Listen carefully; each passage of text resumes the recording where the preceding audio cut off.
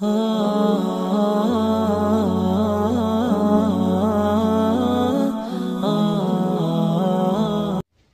اللہ الرحمن الرحیم۔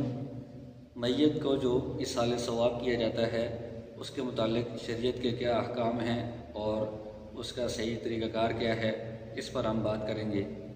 سب سے پہلی بات یہ ہے کہ کوئی بھی نیک عمل کر کے اس کا ثواب کسی میت کو پہنچانا یہ شریعت میں بالکل جائز اور مفید کام ہے۔ یہ ثواب اس میت کو پہنچتا بھی ہے اور اس کی وجہ سے اس کو فائدہ بھی ہوتا ہے، اور کوئی بھی جو شخص فوت ہوتا ہے اس کا اپنے رشتہ داروں پر اور جو متعلقین ہوتے ہیں اس پر یہ حق ہوتا ہے کہ وہ اس کے لیے زیادہ سے زیادہ ایصال ثواب کا اہتمام کریں۔ تو اس کا جو صحیح طریقہ کار ہے اس میں شریعت کی نظر میں بہت زیادہ وسعت ہے، کوئی زیادہ اس میں حدود اور قیود اور پابندیاں نہیں ہیں، بلکہ اس میں بہت زیادہ آسانی ہے۔ وہ یہ ہے کہ کوئی بھی نیک عمل بندہ کرتا ہے، چاہے وہ مالی عبادت ہو یا بدنی عبادت ہو یا کسی بھی طرح کا کوئی نیک عمل ہو، نیک کام ہو، وہ کر کے بندہ اس کا ثواب اپنے ذہن میں اپنے دل میں نیت کر کے کسی بھی میت کو پہنچا سکتا ہے۔ مثلاً کوئی بندہ نوافل پڑھتا ہے، نوافل کا ثواب پہنچانا چاہتا ہے تو یہ بھی پہنچا سکتا ہے۔ کوئی بندہ قرآن کریم کی تلاوت کرتا ہے تو پورے قرآن کو ختم کرنا ضروری نہیں ہے، ایک سپارے کی یا کچھ صورتوں کی کچھ آیات کی تلاوت کر کے ان کا بھی بندہ ثواب پہنچا سکتا ہے۔ اسی طرح کوئی بندہ تسبیحات اذکار وغیرہ کرتا ہے اس کا ثواب بھی پہنچا سکتا ہے۔ کوئی بندہ صدقہ کر کے اس کا ثواب پہنچا سکتا ہے۔ مسجد کی تعمیر میں یا اور جو رفائی کام ہیں، اسپتال کی تعمیر یا کسی کے لیے پانی کے نل لگوا کر یہ جو مالی صدقہ ہے اس کا ثواب بندہ میت کو پہنچائے، اس طرح بھی ثواب بندہ پہنچا سکتا ہے۔ اسی طرح کسی طالب علم کو دینی کتابیں خرید کر دے دی ہیں، مسجد میں قرآن مجید رکھ دیے ہیں پڑھنے کے لیے، تو یہ بھی ایک نیک عمل ہے، اس کا بھی ثواب بندے کو میت کو بندہ پہنچا سکتا ہے۔ تو اس طرح کا کوئی بھی نیک عمل ہو، چاہے وہ کسی بھی قسم کا ہو، تو یہ نیک عمل کر کے بندہ اس کا ثواب میت کو پہنچا سکتا ہے۔ تو ہر نیکی کا ثواب پہنچا سکتا ہے، لیکن اس میں زیادہ بہتر اور زیادہ افضل یہ ہے کہ ایسا عمل ہونا چاہیے جس کا ثواب جاری رہے، جس کو صدقہ جاریہ کہا جاتا ہے، تاکہ مسلسل اس کا ثواب میت کو پہنچتا رہے۔ تو اس میں جیسے مسجد کی جو تعمیر ہے اس میں اگر خرچہ کیا جائے گا، حصہ لیا جائے گا، تو یہ مسجد جب تک تعمیر ہوگی اس میں عبادات ہوتی رہیں گی تو اس کا ثواب جاری رہے گا، میت کو پہنچتا رہے گا۔ اسی طرح قرآن مجید مسجد میں رکھوائے ہیں، جب تک وہ لوگ پڑھتے رہیں گے تو اس کا ثواب پہنچتا رہے گا۔ کسی طالب علم کو کتابیں، دینی کتابیں خرید کر دی ہیں، جب تک وہ پڑھتے رہیں گے اس سے کوئی بھی بندہ تو اس کا ثواب بھی پہنچتا رہے گا۔ اسپتال کی تعمیر ہوئی ہے یا کوئی کنواں نل پانی کا لگوا کر دیا ہے، اس سے جب تک لوگ پانی پیتے رہیں گے اس کا ثواب میت کو پہنچتا رہے گا۔ تو اس طرح کا کوئی کام جس کا ثواب جاری رہے، صدقہ جاریہ جسے کہتے ہیں، یہ کرنا زیادہ افضل ہے، زیادہ بہتر ہے کہ مسلسل اس کا ثواب میت کو پہنچتا رہے گا۔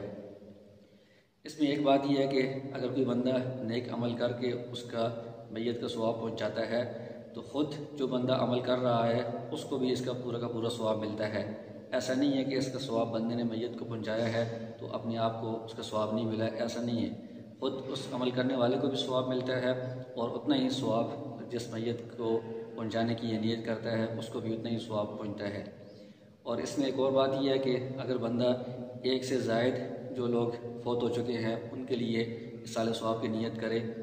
تو اس میں بھی یہ ثواب ان سب کو پورا کا پورا پہنچتا ہے، یعنی پورے عمل کا ثواب ہر میت کو پہنچے گا، ہر فوت شدہ شخص کو پہنچے گا۔ ایسا نہیں ہے کہ یہ ثواب ان پر تقسیم ہو جائے گا، تھوڑا تھوڑا پہنچے گا، ایسا نہیں ہے۔ پورا کا پورا ثواب اللہ تعالیٰ کے خزانے میں تو کوئی کمی نہیں ہے، تو اللہ تعالیٰ پورا ثواب اس پڑھنے والے کو بھی اور نیک عمل کرنے والے کو بھی عطا کرتے ہیں، اور جس کو ثواب پہنچایا جا رہا ہے جتنے زیادہ بھی ہیں وہ سارے مسلمانوں کی اگر نیت کر لی جائے جو دنیا سے رخصت ہو گئے ہیں تو سب مسلمانوں کو پورا کا پورا ثواب اللہ تعالیٰ پہنچائیں گے۔ اس میں جیسا کہ شروع میں عرض کیا ہے کہ بہت زیادہ وسعت ہے، آسانی ہے، اس میں زیادہ اس میں حدود اور قیود نہیں ہیں، پابندیاں نہیں ہیں، لہٰذا یہ ایصال ثواب کسی بھی وقت کیا جا سکتا ہے۔ جس دن میت کا انتقال ہوا ہے اسی دن بھی ایصال ثواب کر سکتے ہیں، اس کی تدفین سے پہلے بھی کر سکتے ہیں، تدفین کے بعد بھی کر سکتے ہیں، دوسرے دن بھی، تیسرے دن بھی، اور ایک ہفتے بعد، ایک سال بعد میں جب بھی کریں تو اس میں کوئی وقت کی قید نہیں ہے کہ فلاں وقت میں کرنا ہے وہ فلاں وقت میں نہیں کرنا، کسی بھی وقت اصال ثواب کیا جائے تو وہ ثواب اس کو پہنچ جاتا ہے۔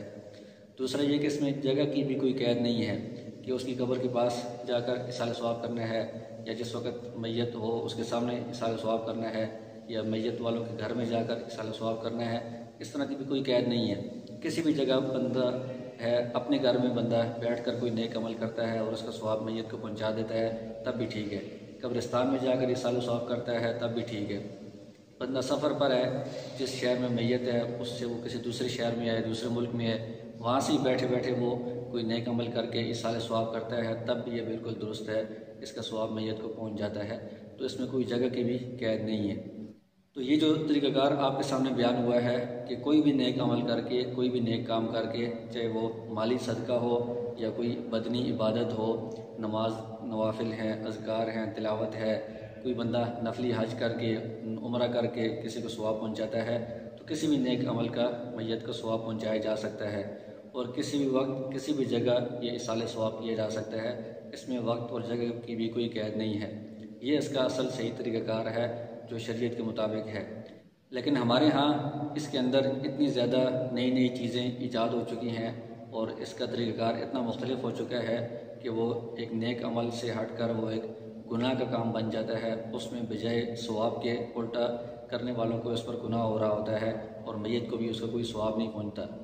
تو اس کے لیے بنیادی اصول یہ ہے کہ کوئی بھی جو نیک کام ہوتا ہے اس کی قبولیت کے لیے دو بنیادی شرائط ہیں۔ ایک یہ ہے کہ وہ نیک عمل اخلاص کے ساتھ ہونا چاہیے، اللہ کی رضا کے لیے ہونا چاہیے، اس میں کوئی دکھلاوا اور ریاکاری نہیں ہونی چاہیے۔ دوسرا اصول یہ ہے کہ وہ نیک عمل شریعت کے مطابق ہونا چاہیے، جو شریعت کا طریقہ کار ہے اگر اس کے مطابق ہوگا تو وہ نیک عمل مقبول ہوگا۔ اگر شریعت کے طریقے کے خلاف، سنت کے خلاف عمل ہوگا تو وہ اگرچہ وہ نیک عمل ہے لیکن سنت کے خلاف اور شریعت کے خلاف ہونے کی وجہ سے اس کا کوئی ثواب نہیں ملے گا، وہ قبول بھی نہیں ہوگا۔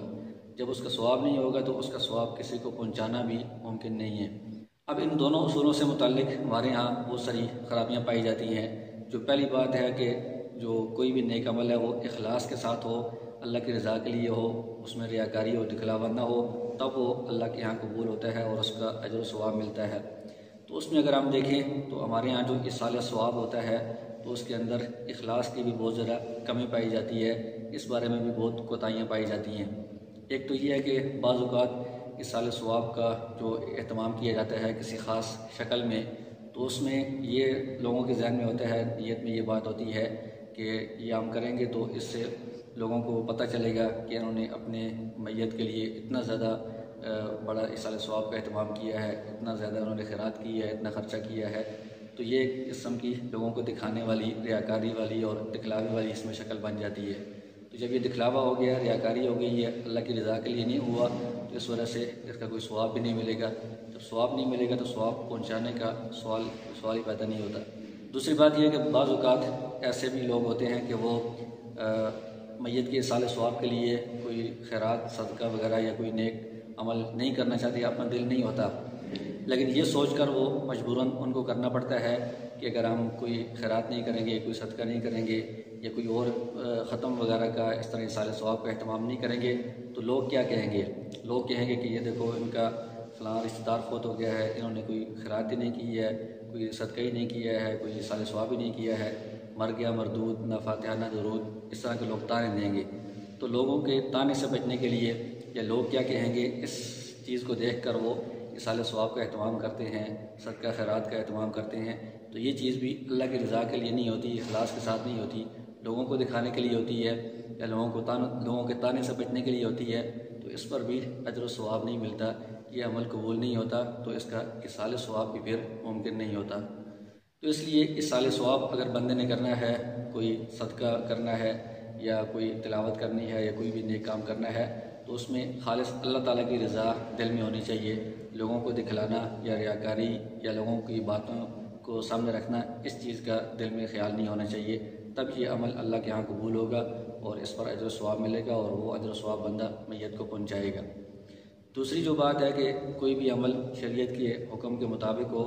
جو سنت طریقہ ہے اس کے مطابق ہو، تب وہ قبول ہوتا ہے، اس کا اجر و ثواب ملتا ہے۔ تو اس کے بارے میں بھی اصال ثواب میں بہت ساری کوتاہیاں پائی جاتی ہیں۔ شروع میں جیسے آپ کو بتایا ہے کہ اصال ثواب کے لیے کوئی حدود اور قیود نہیں ہے، پابندیاں نہیں ہیں، جگہ کی یا وقت کی، لیکن ہمارے ہاں اس کے اندر بھی اتنی پابندیاں لگائی جا چکی ہیں اور اتنی اس کے اندر قیود بن گئی ہیں جگہ کی، اوقات کی، چیزوں کی، اس کی وجہ سے یہ شریعت کے طریقہ کار سے، سنت طریقے سے الگ ایک رسم اور بدعت کی شکل اختیار کر چکا ہے یہ معاملہ۔ تو اس میں ایک بات تو یہ ہے کہ جگہ کی کوئی قید نہیں ہے، شریعت کی نظر میں کسی بھی جگہ سے ایصال ثواب کیا جا سکتا ہے، لیکن ہمارے ہاں یہ ہوتا ہے کہ جو میت والوں کا گھر ہے وہاں پر جا کر، ان کے گھر میں جا کر ہی ایصال ثواب کو ضروری سمجھا جاتا ہے، تو یہ بات بھی ٹھیک نہیں ہے۔ یا قبر کے پاس جا کر ایصال ثواب کو ضروری سمجھا جاتا ہے، تو یہ بات بھی ٹھیک نہیں ہے۔ کسی بھی جگہ سے نیک عمل کر کے اس کا ثواب میت کو پہنچایا جا سکتا ہے۔ دوسرا، وقت کی اس کے اندر کوئی قید نہیں ہے، کسی بھی وقت ایصال ثواب کیا جا سکتا ہے، لیکن ہمارے یہاں اس کے لیے بھی مخصوص اوقات طے کر دیے جاتے ہیں کہ میت کا جو پہلا دن ہے یا تیسرا دن ہے، تیسرے دن میں خاص طور پر اہتمام کے ساتھ دعا ہوگی اور ختم قرآن ہوگا یا کوئی اور ایسا اہتمام ہوگا ایصال ثواب کا، تو یہ تیسرے دن کے ساتھ اس کو خاص کرنا یہ بھی ٹھیک نہیں ہے، یہ شریعت کے اندر ایک نئی چیز کو شامل کرنے والی بات ہے۔ اسی طرح جمعرات کے دن ایصال ثواب ہوگا یا 40ویں دن ایصال ثواب کا اہتمام ہوگا، تو جمعرات کے دن کی تخصیص کرنا یا 40ویں دن کی تخصیص کرنا یہ بھی غلط ہے، ٹھیک نہیں ہے۔ اسی طرح پھر میت کا جو 1 سال گزرتا ہے فوتگی کے بعد، تو وہ برسی ہوتی ہے سال بعد، تو اس کے اوپر بھی پھر ایصال ثواب کا اہتمام کیا جاتا ہے، یہ بھی بالکل غلط ہے۔ سال کی یا 40ویں دن کی کوئی شریعت کی نظر میں کوئی قید نہیں ہے، تخصیص نہیں ہے، کسی بھی دن ایصال ثواب کیا جائے تو اس کا برابر ثواب پہنچتا ہے، اس میں کوئی افضل والی بات بھی نہیں ہے کہ فلاں دن میں ایصال ثواب کرنا زیادہ افضل ہے۔ اسی طرح اس میں کسی خاص عمل کی تخصیص کر دینا کہ خاص طور پر یہی کام کیا جائے گا، نیک عمل کیا جائے گا تب اس کا ثواب پہنچے گا، یہ بھی ٹھیک نہیں ہے۔ جیسے کہ ہمارے ہاں خیرات کرنے کو، یعنی دیگیں پکا کر لوگوں کو کھلانی ہے، اسی سے ایصال ثواب ہوتا ہے، یہ بات بھی غلط ہے۔ کوئی بھی نیک عمل کیا جائے اس کا ثواب بندہ پہنچا سکتا ہے۔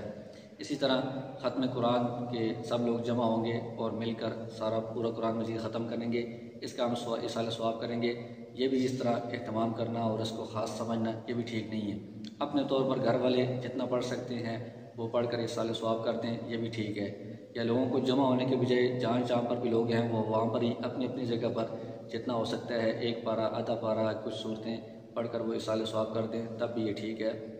تو اس موقع پر خاص چیز کو کہ فلاں چیز خیرات کریں گے یا فلاں کام کریں گے تو تبھی ایصال ثواب ہوگا، یہ اس طرح تخصیص کرنا یہ بھی ایک رسم ہے، یہ شریعت سے ہٹ کر ہے۔ شریعت کی نظر میں کوئی خاص اس طرح تخصیص نہیں ہے، کوئی بھی نیک عمل کر کے بندہ اس کا ثواب پہنچا سکتا ہے۔ اور پھر اس میں خاص طور پر جو قرآن خوانی کا ایک طریقہ ہمارے یہاں رائج ہے، اس کے اندر بھی شرعاً بہت سی کوتاہیاں اور خرابیاں پائی جاتی ہیں، جس کی وجہ سے یہ عبادت کے بجائے ایک رسم اور ایک بدعت کی شکل اختیار کر جاتی ہے۔ مثال کے طور پر اگر بہت سارے لوگوں کو جمع کیا جائے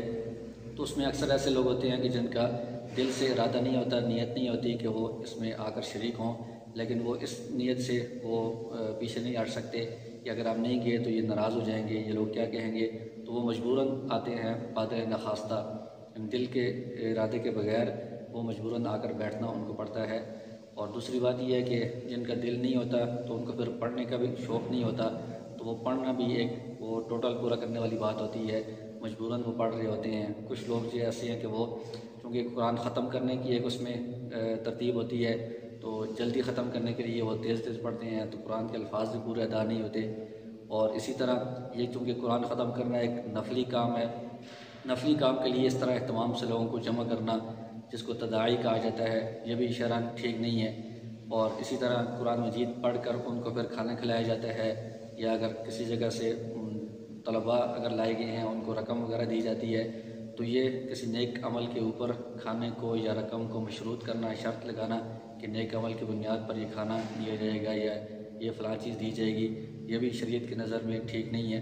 تو یہ جو قرآن خوانی کی یہ جو رسم ہے، طریقہ کار ہے، اس کے اندر بہت ساری خرابیاں پائی جاتی ہیں، تو اس لیے شرعاً اس قرآن خوانی جس طرح ہمارے یہاں ہوتی ہے معروف، اس میں ثواب جو قرآن پڑھنے والے ہوتے ہیں ان کو خود بھی نہیں ملتا۔ جب ان کو خود اجر و ثواب نہیں ملتا تو اس ثواب کو میت کو کیسے پہنچایا جا سکتا ہے؟ تو اس لیے شریعت کے طریقہ کار سے ہٹ کر نئے طریقے ایجاد کریں گے اور اس طرح کی پابندیاں جگہ کی یا وقت کی یا کسی خاص عمل کی پابندیاں لگائیں گے تو یہ ایک بدعت بن جائے گی، دین کے اندر ایک نئی چیز کو شامل کرنا ہو جائے گا، اس کا ثواب ہونے کے بجائے الٹا گناہ ہوگا۔ تو تو پھر میت کو اس کا ثواب کیسے پہنچایا جا سکتا ہے؟ تو اس لیے جیسے شروع میں عرض کیا ہے کہ دو بنیادی چیزوں کا اس میں خیال رکھنا ضروری ہے۔ ایک تو یہ کہ اخلاص ہونا چاہیے، لوگوں کو دکھانے کے بجائے یا لوگوں کو تانوں کو سامنے رکھنے کے بجائے اللہ کی رضا کے لیے بندہ کوئی بھی نیک عمل کرے اور اس کا ثواب میت کو پہنچائے، اور اس میں اس طرح کی جو حدود اور قیود پابندیاں ہیں یہ بھی نہ لگائے جس سے وہ رسم بن جائے یا بدعت بن جائے، ایسی چیزیں بھی نہ بنائیں۔ جو شریعت کا طریقہ ہے، اصل سنت طریقہ، اس کے مطابق اصال ثواب کریں تو اس سے وہ عمل بھی اللہ کے ہاں مقبول ہوگا، اس کا اجر و ثواب بھی ملے گا، اور یہ اجر و ثواب میت کو پہنچائیں گے تو یہ اجر و ثواب میت کو بھی پہنچے گا، اس کو بھی فائدہ ہوگا۔ اللہ تعالیٰ ہمیں ان باتوں پر عمل کرنے کی توفیق عطا فرمائے۔ وآخر دعوانا ان الحمدللہ رب العالمین۔ اللہ اللہ اللہ